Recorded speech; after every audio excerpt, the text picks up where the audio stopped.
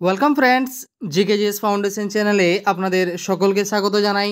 তো ফ্রেন্ডস, আমরা যেমনটা জানলাম আজকে ডাব্লিউবি প্রাইমারি টেট 2023 কন্ডাক্ট হয়ে গেল।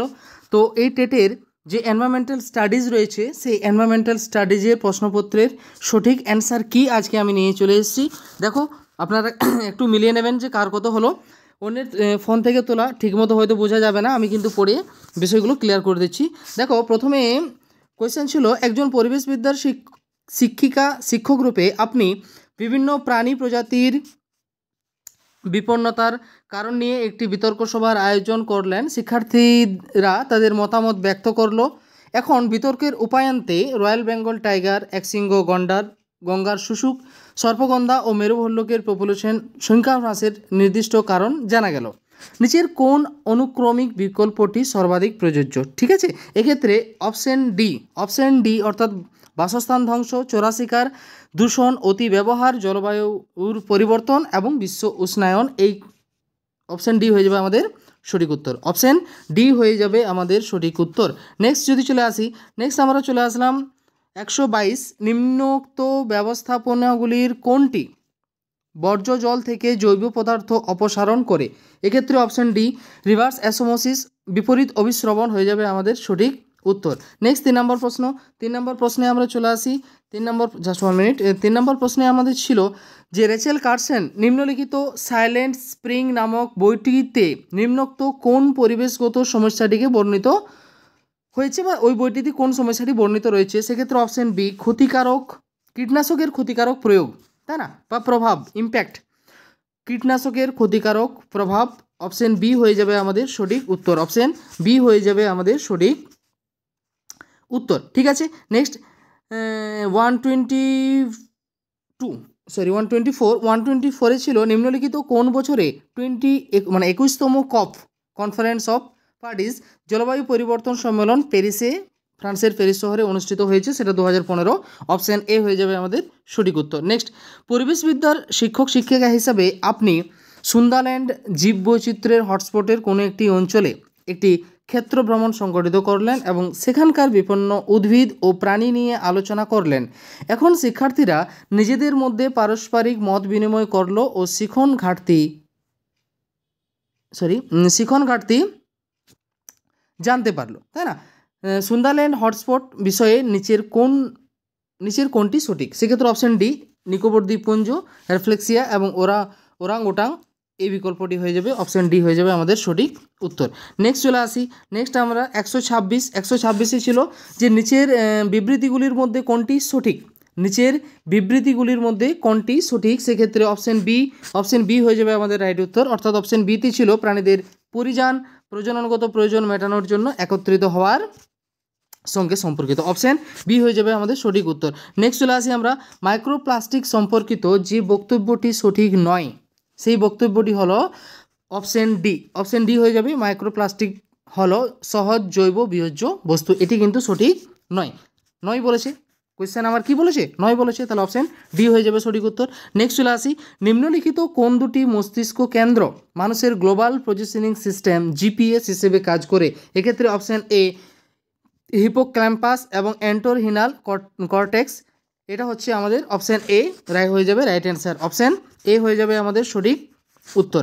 নেক্সট চলে আসবো আমরা, কয়লা থেকে 1 ইউনিট বিদ্যুৎ উৎপাদন করতে কত পরিমাণ কার্বন ডাইঅক্সাইড গ্যাস বায়ুমণ্ডলে নিঃসৃত হয়, তার পরিমাণ আমাকে এখানে জানতে চেয়েছে। সেক্ষেত্রে এখানে একটুকু প্রবলেম আছে, এক্ষেত্রে সঠিক অ্যান্সার হওয়া উচিত 0.91 থেকে 0.95, তাও আমাদের পর্ষদের অ্যান্সার কি পর্যন্ত একটুকু ওয়েট করতে হবে। অপশান এ অনেকটা অথেন্টিক।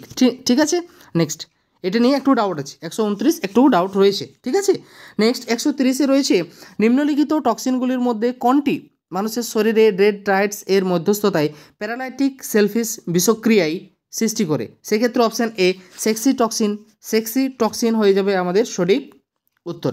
নেক্সট চলে আসি, মানবজাতির কার্যকলাপের ফলে সৃষ্ট জৈব প্রজাতি বৈচিত্র্যের হ্রাসবৃদ্ধির অবিরত ঘটনা, যা ষষ্ঠ গণজৈব বিলুপ্তি বলে পরিচিত, তা যে ঘটনাটি প্রত্যক্ষ প্রভাবের ফলে ঘটে না, সেটি চিহ্নিত করতে আমাকে এখানে বলা হয়েছে।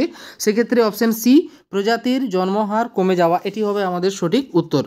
নেক্সট, সামুদ্রিক বাস্তুতন্ত্রের জন্য সবচেয়ে কম ক্ষতিকারক প্রত্যক্ষ ঝুঁকিটিকে চিহ্নিত করুন। অপশান এ বায়ুর গুণমান সূচকের পরিবর্তন। অপশান এ হয়ে যাবে আমাদের সঠিক উত্তর। ঠিক আছে, অপশান এ হয়ে যাবে আমাদের সঠিক উত্তর।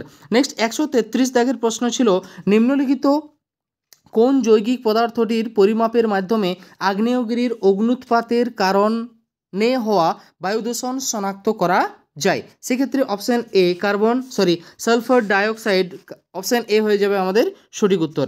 নেক্সট, নিম্নোক্ত অবস্থাগুলির মধ্যে কোনটি হাইড্রোপনিক্স পদ্ধতিতে উদ্ভিদ বৃদ্ধির জন্য ব্যবহৃত হয়? অপশান সি মৃত্তিকাবিহীন পদ্ধতি, মৃত্তিকাবিহীন অবস্থা, তাই না? অপশান সি হয়ে যাবে আমাদের সঠিক উত্তর। নেক্সট, নিম্নোক্ত প্রাণীগুলির মধ্যে কোনটি ব্যান্থিক অমেরুদণ্ডী প্রাণী? সেক্ষেত্রে রাইট অপশান বি হয়ে যাবে সি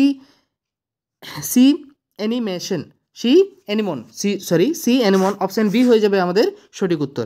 নেক্সট চলে আসবো, ভিন্ন প্রজাতি থেকে প্রবর্তিত জিন ধারণকারী প্রাণী এবং উদ্ভিদকে বলা হয় ট্রান্সজেনিক। অপশান বি হয়ে যাবে সঠিক উত্তর, অপশান বি হয়ে যাবে আমাদের সঠিক উত্তর। নেক্সট চলে আসবো, শৈবালের সংখ্যার অতিবৃদ্ধি এর সঙ্গে সম্পর্কিত নয় যে ঘটনাটি, সেটি চিহ্নিত করতে আমাকে বলেছে। সেক্ষেত্রে মহাসমুদ্র স্রোতের পরিবর্তন, অপশান সি হয়ে যাবে সঠিক উত্তর, অপশান সি হয়ে যাবে আমাদের সঠিক উত্তর। নেক্সট চলে আসবো, নিম্নে উল্লেখিত মাছগুলির মধ্যে কোনটি অ্যানাড্রোমাস মাছ, বারবার আমরা আলোচনা করেছি এই বিষয়গুলো নিয়ে। অপশান বি ইলিশ মাছ হবে অ্যানাড্রোমাস মাছ। তাহলে 138 অপশান বি হয়ে যাবে আমার সঠিক উত্তর। নেক্সট, কার্বন মনোক্সাইড কি? দেখো, কার্বন মনোক্সাইড একটি গ্রিনহাউস গ্যাস কিন্তু নয়, তাহলে অপশান এ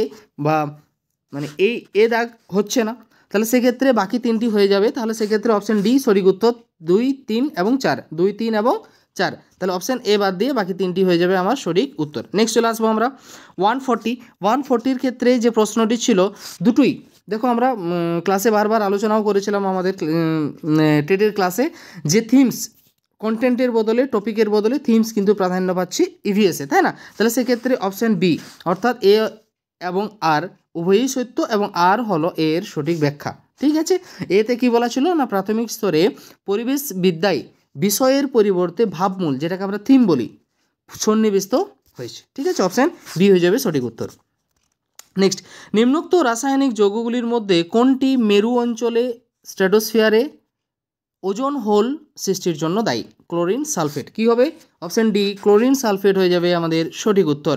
নেক্সট, নিম্নোক্ত রাসায়নিকগুলির মধ্যে কোন রাসায়নিকটিকে সবুজ দ্রাবক হিসেবে বিবেচনা করা যেতে পারে? সেক্ষেত্রে আমাদের option D super critical carbon dioxide, option D হয়ে যাবে আমাদের সঠিক উত্তর, অপশান ডি হয়ে যাবে সঠিক উত্তর। নেক্সট চলে আসবো আমরা, একজন পরিবেশবিদ্যার শিক্ষক হিসেবে বা শিক্ষক একটি কঙ্কালের সাহায্যে তার শিক্ষার্থীদের বিভিন্ন ধরনের অস্থিসন্ধির ধারণা দিচ্ছেন। এখন তিনি দেহের বিভিন্ন শারীরিক স্থানীয় অংশে বল এবং সকেট অস্থিসন্ধি নির্দেশ করলেন। শারীরস্থানীয় অঙ্গসমূহের শনাক্তকরণ, হাঁটু এবং কনুই, অপশান এ হয়ে যাবে আমাদের সঠিক উত্তর, অপশান এ হয়ে যাবে আমাদের সঠিক উত্তর, option A, option A 143 option A হয়ে যাবে সঠিক উত্তর। নেক্সট 144 রয়েছে, নিম্নলিখিত কোনটি ভারতের প্রথম biosphere reserve? Option C Nilgiri biosphere reserve হচ্ছে আমাদের ভারতের প্রথম বায়োস্ফিয়ার রিজার্ভ। 2021 থেকে 2022 আর্থিক বছরে ভারতের জনপ্রতি পার ক্যাপিটা ব্যবহৃত বিদ্যুতের পরিমাণ কত ছিল? এক্ষেত্রে আমাদের রাইট অ্যান্সার হয়ে যাবে অপশান ডি 1255 কিলোওয়াট পার হাওয়ার, তাই না? অপশান ডি হয়ে যাবে আমাদের সঠিক উত্তর। নেক্সট চলে আসবো, দৃষ্টিগতভাবে সমস্যাক্লিষ্ট কোনো শিক্ষার্থীদের অনলাইন ক্লাস নেওয়ার সময় একজন পরিবেশবিদ্যার শিক্ষক কোন যথাযথ পদ্ধতি ব্যবহার করবেন? সেক্ষেত্রে 1 নম্বরে ছিল কি কণ্ঠবার্তা আদান প্রদানের মাধ্যমে, অবশ্যই কণ্ঠবার্তা, তাহলে 1 হবে। অসংখ্য মৌলিক ব্যাখ্যা ব্যবহারের মাধ্যমে, এটা কিন্তু একটু অন্যরকম লাগছে। নেক্সট, সহপাঠীদের ব্যাখ্যা ব্যবহারের মাধ্যমে, হ্যাঁ অবশ্যই সেটাও হবে। নিশ্চয়ই করা যাবে, তাহলে 3ও হয়ে যাবে। আর মূর্ত অভিজ্ঞতা ব্যবহার করার মাধ্যমে অর্থ 4ও হয়ে যাবে। তাহলে 1, 3 এবং 4, 1, 3 এবং 4 অপশন বিতে রয়েছে। 1, 3 এবং 4 কোথায় রয়েছে? অপশন বিতে রয়েছে, সরি হ্যাঁ অপশন বি নয়, অপশন সিতে রয়েছে, সরি জাস্ট 1 মিনিট, অপশন সিতে রয়েছে, অপশন সিতে রয়েছে 1, 3 এবং 4, 1, 3 এবং 4 হবে আমাদের সঠিক উত্তর। নেক্সট, নিরক্ষীয় প্রশান্ত মহাসাগরে সংঘটিত এল নিনো বা অ্যানসো, যেটাকে আমরা এল নিনো সার্দার্ন অসিলেশন বলি, ঘটনার পৃষ্ঠীয় জলের তাপমাত্রার নিম্নলিখিত কোন পর্যায়কে এল নিনো বলা হয়? উষ্ণ পর্যায়, অপশন সি, উষ্ণ পর্যায় হয়ে যাবে আমাদের সঠিক উত্তর, অপশন সি। নেক্সট 148 রয়েছে, একজন পরিবেশবিদ্যার শিক্ষক হিসেবে আপনি শিলা ও খনিজ এর সঙ্গে শিক্ষার্থীদের পরিচয় ঘটানোর ইচ্ছা পোষণ করেন। এখন একজন অনুসন্ধিৎসু শিক্ষার্থী আপনাকে প্রশ্ন করল যে অধিকাংশ খনিজ ও শিলাতে কোন মৌলটি পাওয়া যায়? শিক্ষকের সম্ভাব্য উত্তরটি হবে কি? সিলিকন। কি হবে? সিলিকন বেশি পরিমাণে পাওয়া যায়, অপশন ডি হয়ে যাবে আমাদের সঠিক উত্তর। নেক্সট 149, নিম্নোক্ত প্রাণীগুলির মধ্যে কোন প্রাণীটি ডেট্রিটাস ফিডার বা ডেট্রিটাস ভোজী? শকুন, অপশন ডি শকুন হয়ে যাবে আমাদের সঠিক উত্তর। এবং আজকের শেষ প্রশ্ন রয়েছে বা ইভিএসের শেষ প্রশ্ন রয়েছে, শিলার আবহাবিকারে সৃষ্ট আলগা উপাদানগুলি যে প্রণালীতে একত্রিত হয় সেই প্রণালীটিকে বলা হয় অধঃক্ষেপণ বা সেডিমেন্টেশন। অধঃক্ষেপণ বা সেডিমেন্টেশন, অপশন সি হয়ে যাবে আমাদের সঠিক উত্তর। তাহলে ইভিএসে যে 30খানা প্রশ্ন এসেছিল সেই 30খানা প্রশ্ন থেকে আমরা 30খানা প্রশ্নই কিন্তু সঠিক উত্তর আলোচনা করার চেষ্টা করলাম। আশা করি ভিডিওটি আপনাদের ভালো লাগবে এবং আপনার কত স্কোর হচ্ছে কমেন্টে কিন্তু জানাতে ভুলবেন না। পরীক্ষা আশা করি প্রত্যেকেরই ভালো হয়েছে, আপনারা একবার মিলিয়ে নিন এবং দেখে নিন আপনাদের কতগুলো ঠিক হয়েছে। ভিডিওটি শেষ পর্যন্ত দেখার জন্য অশেষ ধন্যবাদ। ঠিক আছে, ওকে, থ্যাংক ইউ।